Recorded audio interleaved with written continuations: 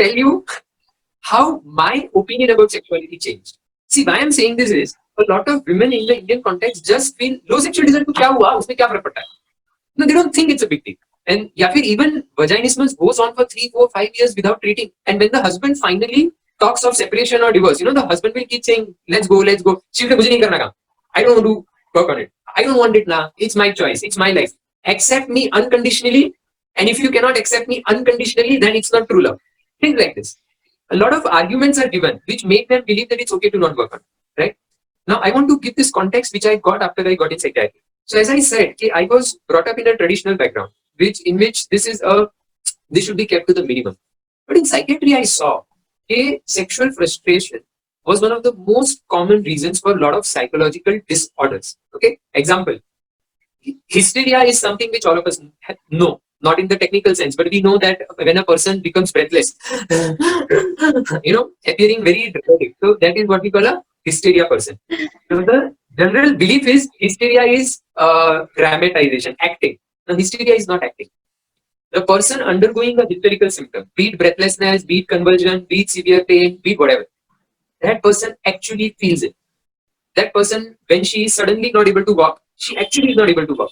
Okay, so all these different type of hysterical symptoms are there, and these occur when the person is undergoing unbearable pain, unbearable emotional pain, and second, when they are not able to talk about it to someone. So when I'm going through emotional conflict and I talk about it to someone, my pain decreases. But if there is a conflict which I am not even willing to acknowledge myself, so if my husband is staying somewhere else because of job, or for whatever reason, if I'm not sexually satisfied, I cannot even acknowledge to myself that I'm feeling the desire. How can I feel it? No, it's not good. So when they don't acknowledge, or when they feel there is no solution to this thing, they don't talk about it. And when they don't talk about this thing, so there are various different things. This sexual frustration is not the only reason for hysterical symptoms to come up. But out of all the various causes, sexual frustration is the most common. So point I'm trying to make is, hysterical diseases reflect severe emotional distress. And out of all the hysterical symptoms reflect that the person is undergoing severe distress. And out of all the causes of severe distress, sexual frustration is one of the most common causes of that. Now, this observation made me realize it is silly to ignore sexual frustration as something very insignificant. Okay, and that's when I started realizing it's a very important part of life.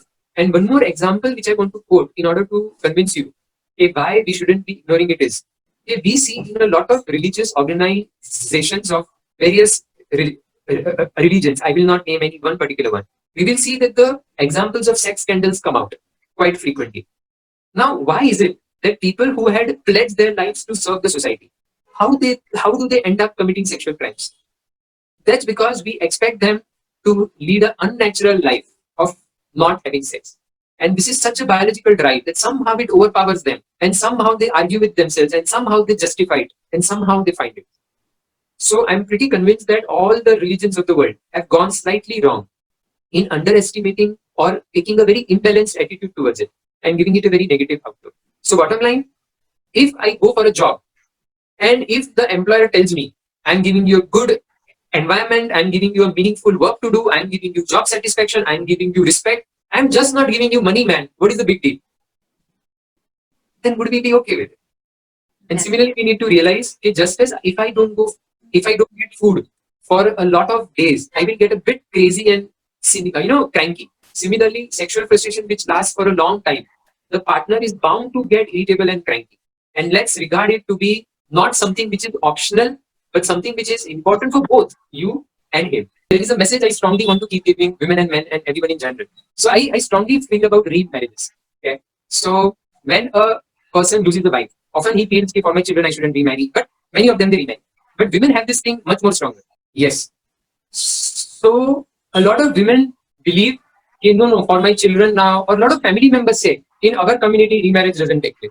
And so even if they are separated, they officially don't take a divorce, or even if they are divorced, they don't remarry. And this whole belief ke ek hi baar hota hai. Now, the 2-3 things I want to tell people are, the 2 common reasons are when fine.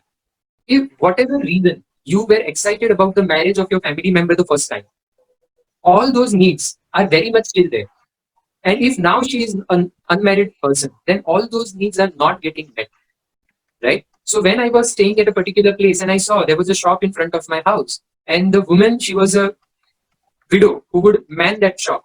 And whenever she would leave the shop anywhere to go to the market or anywhere, the family members would be very alert to make sure that she reaches back very soon, because they were aware that some affair can take place and something can go wrong.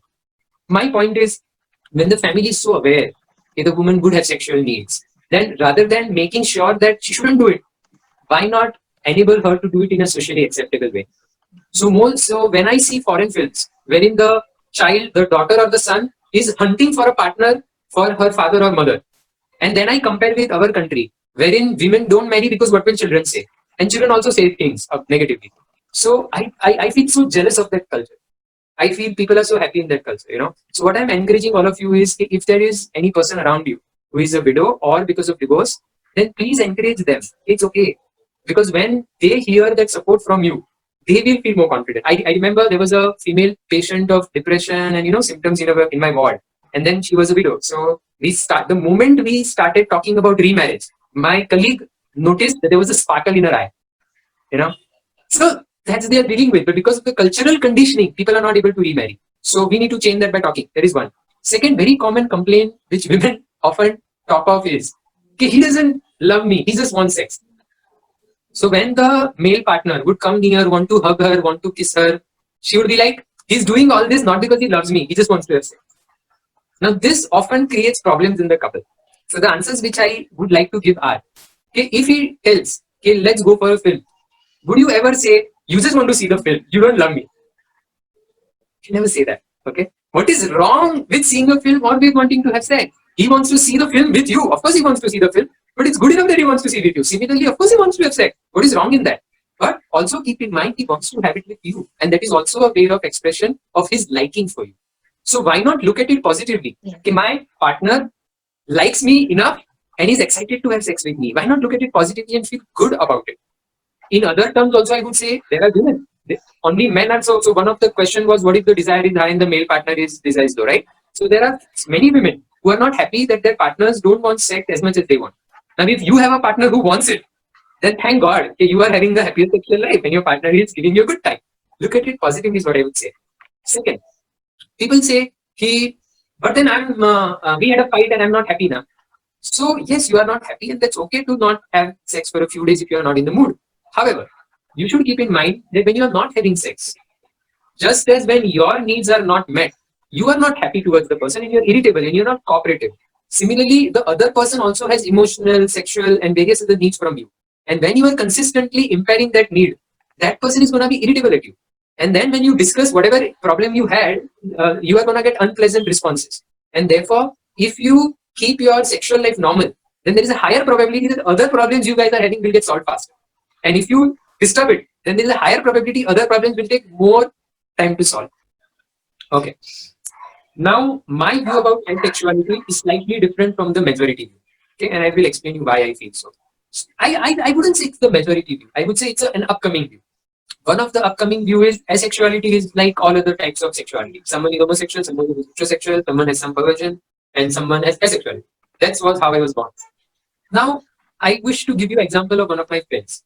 So she didn't like too much of, just a minute, I'm getting distracted. Yeah. So her husband liked it, but she didn't want it. And then she Googled up and she showed him, see, I'm an asexual person. So please don't tell me to.